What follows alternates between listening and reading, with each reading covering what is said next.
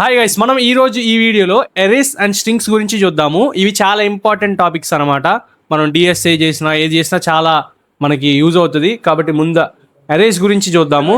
First యారే అంటే ఏంటో చూద్దాం. Array is a collection of elements of same type stored in continuous memory allocation.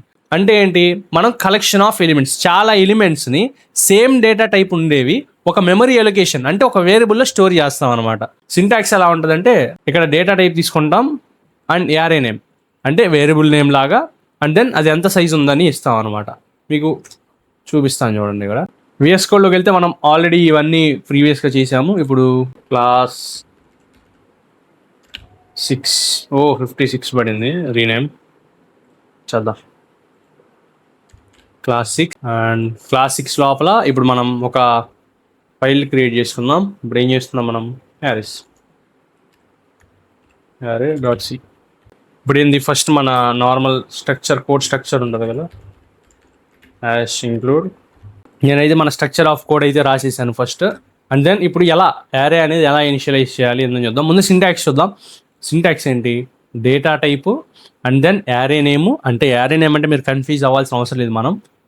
మనం variables and data టైప్స్లో variable name age అని, దోశ అని అలా తీసుకున్నాం కదా, సేమ్ అలాగే అనమాట. ఇక్కడ సైజ్ అంటే లోపల మనం ఎంత తీసుకుంటే అంత పెడతాం అనమాట. ఇక్కడ ఫస్ట్ ఏంటిది, డేటా టైప్. మనం ఇంట్ అనే డేటా టైప్ తీసుకున్నాం ఫస్ట్, ఇంట్. దాని తర్వాత ఏంటిది, యారే నేమ్. సపోజ్ ఇక్కడ నేను మార్క్స్ అని తీసుకున్నా, మార్క్స్ అని తీసుకున్నా, marks. And then square brackets లోపల సైజ్ రాయాలి. సైజ్ మనం ఎన్ని తీసుకున్నాం మార్క్స్, ఎంతమంది మార్క్స్ తీసుకున్నాం, ఎంతమందివి, ఒక 5 మెంబర్స్వి తీసుకున్నాం కాబట్టి 5 తీసుకున్నాం. అండ్ దెన్ ఇప్పుడు ఆ 5 యొక్క డేటా రాయాలి లోపల. మనం మార్క్స్ 100కి సపోజ్ ఒకళ్ళకి 79 వచ్చినాయి అనుకున్నాం, అండ్ ఇంకొకరికి ఒక 78 అండ్ 90 అండ్ 80 అండ్ దెన్ 60.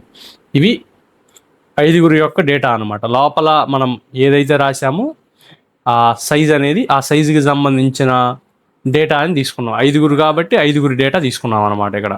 ఇప్పుడు మీరు ఇది ఇలానే రాయాలి అని లేదు, ఇంకొకలాగా రాయొచ్చు. అది ఎలా అంటే, ఇప్పుడు మనం ఎవ్రీ టైం ఎంత సైజ్ అని చెప్పలేం కదా కొన్ని సిచ్యువేషన్స్లో. కాబట్టి మీరు ఈ సైజ్ తీసుకోకపోయినా రన్ అవుతుంది. కాబట్టి మీ ఇష్టం అనమాట.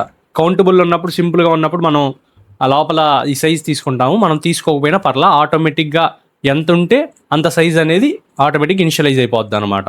అసలు ఇప్పుడు ఇవి ఎలా వర్క్ అవుతాయో చూద్దాం. ఇక్కడ మనం ఏం తీసుకున్నాం, ఇంట్ మార్క్స్. ఇక్కడ సైజ్ ఇది నేను చెప్పేది.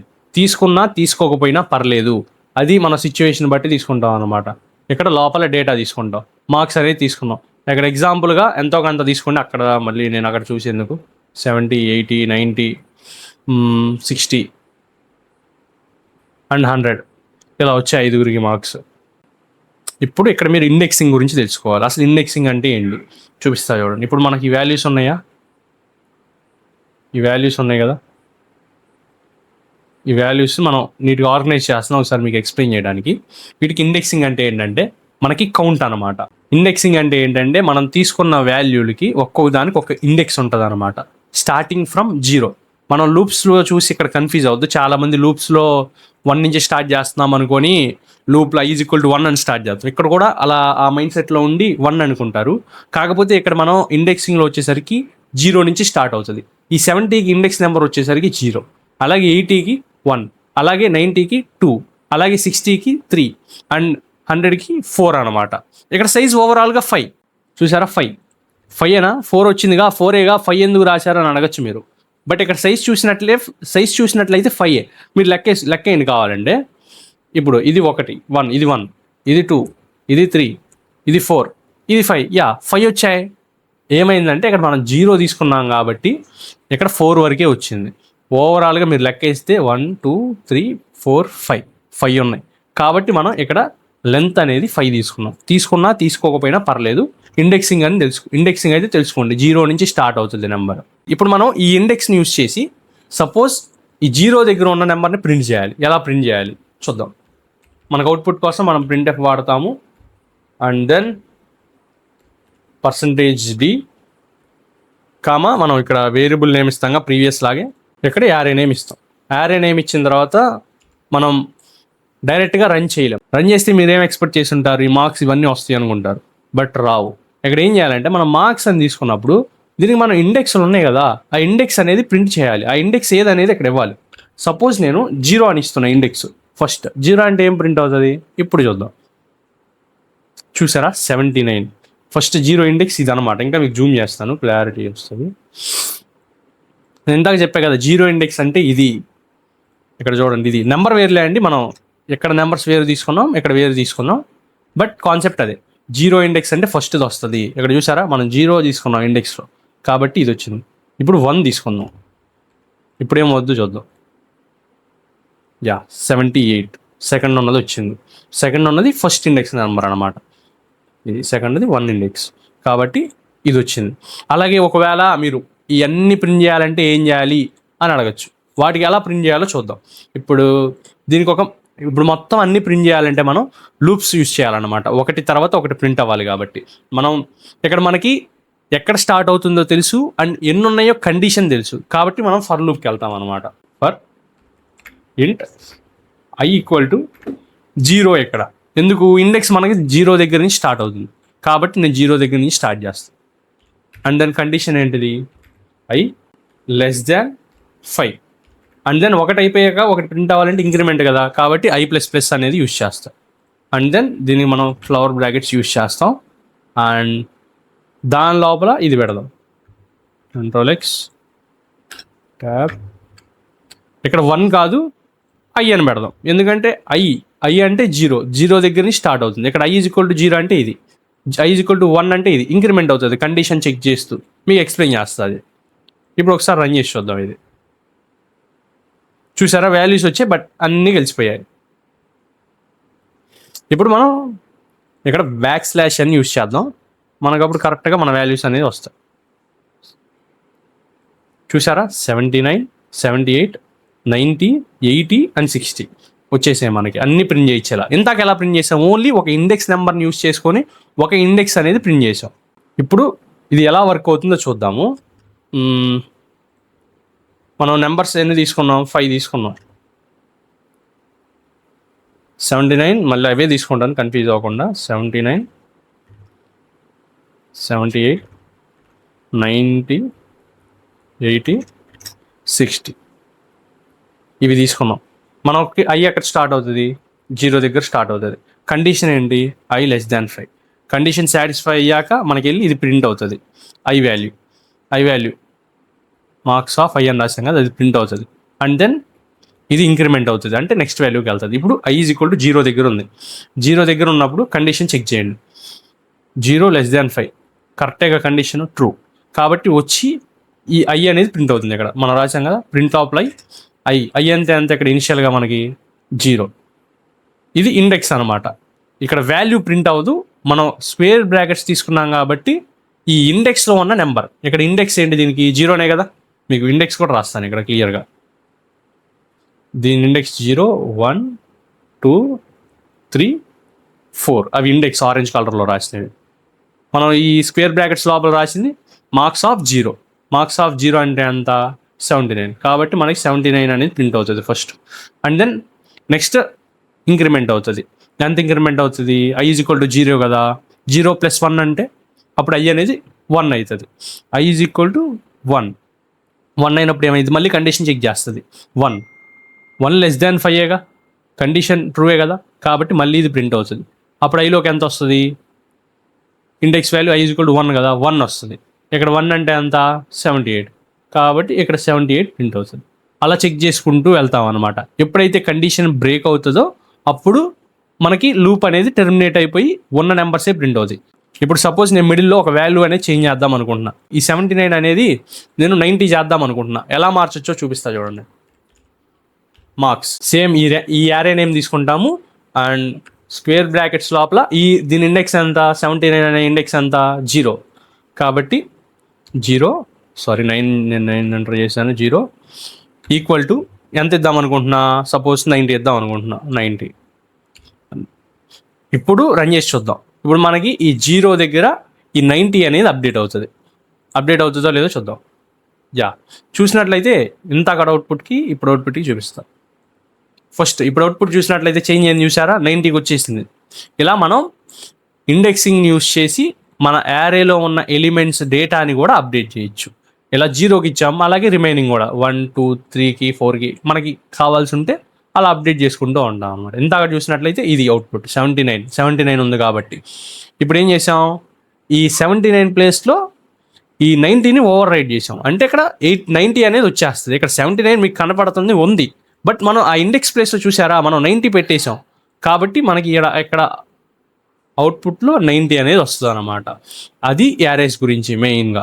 ఇప్పుడు నెక్స్ట్ కాన్సెప్ట్కి వెళ్ళిపోదాం. నెక్స్ట్ వచ్చేసరికి మనకి స్ట్రింగ్స్. అసలు స్ట్రింగ్స్ అంటే ఏంటో చూద్దాం. ఇప్పుడు స్ట్రింగ్స్ అంటే ఏంటిది? A string is just a collection of characters ending with null character. దీన్ని ఈ /0 అనేది నల్ క్యారెక్టర్ అనమాట. మీరేమి కంగారు పడకండి, నేను దాని గురించి డీటెయిల్గా చూద్దాము. దీని ఇనిషియలైజేషన్ చూద్దాం ఫస్ట్. ఇప్పుడు మనం చూసినట్లయితే మన డేటా టైప్, అలాగే స్ట్రింగ్ నేమ్, అలాగే మనకు కావాల్సిన లోపల స్ట్రింగ్ వాల్యూ. స్ట్రింగ్ అంటే ఏదైనా ఉండొచ్చు, నా పేరు, మీ పేరు, మన ఛానల్ పేరు, అలా ఏదైనా అనమాట. ఇప్పుడు దీన్ని ప్రాక్టికల్గా చేసి చూద్దాం. ఇక్కడ మనకి నేను ఇంకో ఫైల్ క్రియేట్ చేసుకుంటున్నా, strings.c అనమాట. అండ్ దెన్ ఫస్ట్ మన స్ట్రక్చర్ కోడ్ రాసుకుంటున్నా. ఇక్కడ మనం డేటా టైప్ క్యారెక్టర్ తీసుకుంటాం. ఎందుకు? స్ట్రింగ్ కాబట్టి. మనం ఆల్రెడీ డేటా టైప్స్ గురించి మీకు ప్రీవియస్గా కూడా చెప్పాను. ఇప్పుడు తర్వాత ఏంటిది?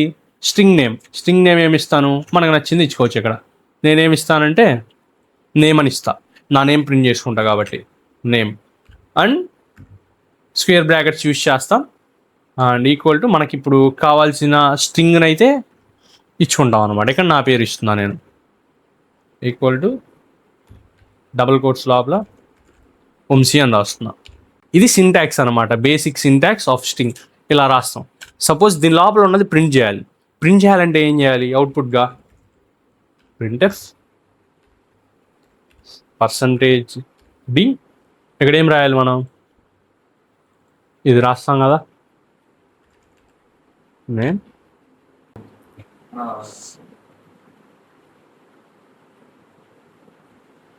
ఇక్కడ చూసారా నేను మిస్టేక్ ఏం చేశాను?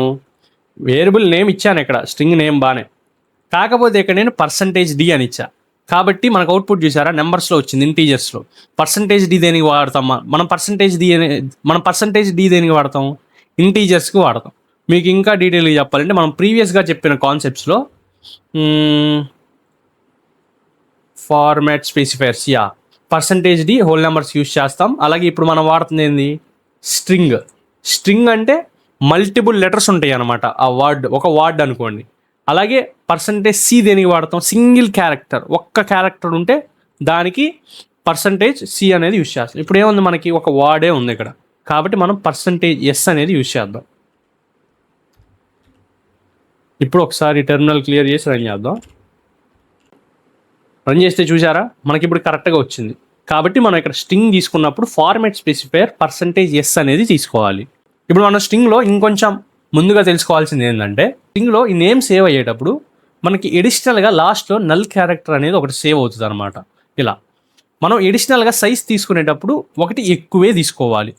ఒకసారి మీకు ఇది రన్ చేసి చూపిస్తా చూడండి. మీరు కనుక ఇది రాస్తే ఈ వంశీ అనేది ఇలా సేవ్ అవుతుంది అనమాట. లోపల సైజ్ అనేది ఒకటి పెరుగుతుంది. ఎప్పుడైనా మనం స్ట్రింగ్స్లో సైజ్ తీసుకునేటప్పుడు మనం ఒకటి ప్లస్ చేసి తీసుకోవాలి. సపోజ్ ఇక్కడ వంశీలు ఎన్ని ఉన్నాయి? AM3 4 5 ఉన్నాయి కదా. వంశీ అనే వార్డ్లో 5 లెటర్స్ ఉన్నాయి కాబట్టి మనం సైజ్ 6 తీసుకోవాలి. ఇప్పుడు ఒకసారి రన్ చేసి చూద్దాం దీనికి డిఫరెన్స్ ఏంది అనేసి. ఇప్పుడు మనం రన్ చేసి చూద్దాం. రన్ చేస్తే ఎర్రర్ వస్తుంది, ఎందుకంటే రెండింటికి సేమ్ నేమ్ పెట్టాం కాబట్టి. దీనికి నేమ్ చేంజ్ చేద్దాం, నేమ్ 1 అని పెడదాం దీనికి.